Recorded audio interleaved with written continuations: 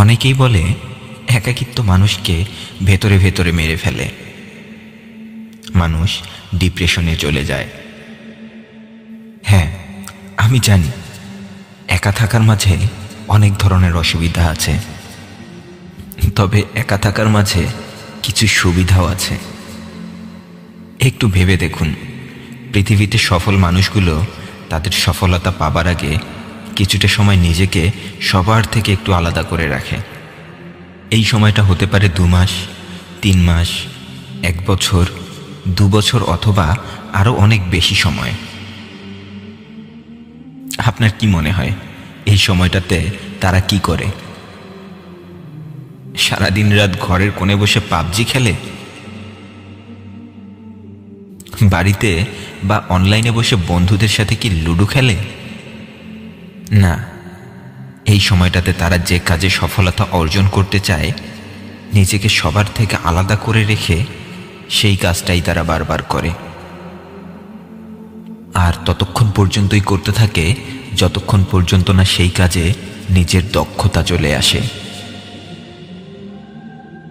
উদাহরণস্বরূপ, ইন্টারমিডিয়েট পরীক্ষার আগে 3 মাস মানুষ খুব ভালোভাবে পড়ালেখা করে। কেউ তো 1 বছর আগে থেকেই নিজেকে ঘরবন্দি বানিয়ে ফেলে। আপনার কি মনে হয় 3 মাস আগে যারা পড়ালেখায় মনোযোগ দিয়েছে তারা কি আগে পড়ালেখা পারত না?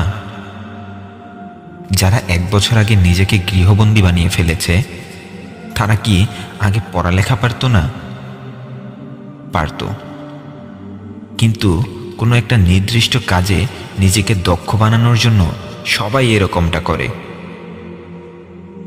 ঠিক তেমনিভাবে জীবনে যখন একাকিত্ব চলে আসবে, তখন বোকাদের মতো নিজের অতীতকে নিয়ে না ভেবে এই একাকিত্বকে কাজে লাগিয়ে নিজেকে অনেক দক্ষ বানিয়ে ফেলুন, যে দক্ষতা আপনার বন্ধুর মতো সঙ্গী হয়ে আপনাকে সারাটা জীবন এগিয়ে নিয়ে যাবে। কখনো বনের সিংহকে দেখেছেন? সে যখন শিকার করে তখন একাই শিকার করে, সেটা বনের সবথেকে বড় প্রাণী হাতি হোক অথবা ইঁদুর।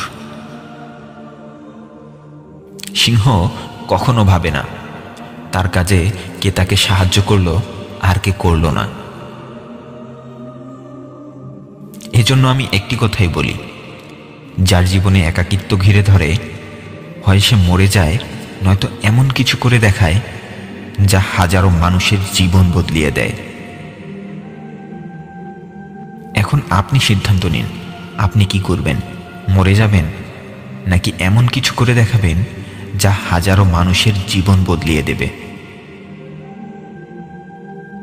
আপনার একাকিত্বের সময়টাকে যদি আপনি পাবজি অথবা অনলাইনে লুডো খেলেই কাটিয়ে দেন, তাহলে মনে রাখুন, কদিন পর আপনার বন্ধু কে কোথায় চাকরি করছে, কে কোথায় ব্যবসা বাণিজ্য করছে এটাই শুনতে হবে, আর বারবার নিজের দিকে তাকিয়ে আফসোস করতে হবে। সৃষ্টিকর্তা কাউকে দিয়ে যদি কোনো মহৎ কাজ করাতে চায়, তাহলে তাকে একাকিত্ব অনুভব করার সুযোগ দেয়। কারণ মানুষ যখন প্রতিটা সেকেন্ড দলবদ্ধভাবে বাঁচতে অভ্যস্ত হয়ে যায়, তখন সে অনেক সাহসী দলবদ্ধ প্রাণী হায়নার মতো হয়ে যায়।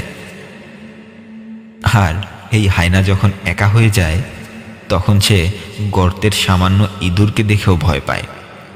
হ্যাঁ, এই দলবদ্ধ প্রাণী হায়না যখন একা হয়ে যায়, তখন সে গর্তের সামান্য ইঁদুরকে দেখেও ভয় পায়। কিন্তু যখন একটি সিংহ একা কোনো একটি হায়নার দলের মধ্যে পড়ে যায়, তখন সে সেখানেও শিকার করে। সেখান থেকে সে একাই যুদ্ধ করে বেরিয়ে আসে।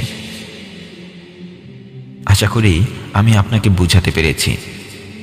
তাই আজ থেকে প্রতিদিন যতটা সময় একা কাটানোর সুযোগ পাবেন, ততটা সময় নিজেকে তৈরি করার কাজে লেগে যান। যে বিষয়গুলো আপনাকে কাজ করার জন্য উৎসাহিত করবে, সেটার সাথে নিজেকে জড়িয়ে রাখুন।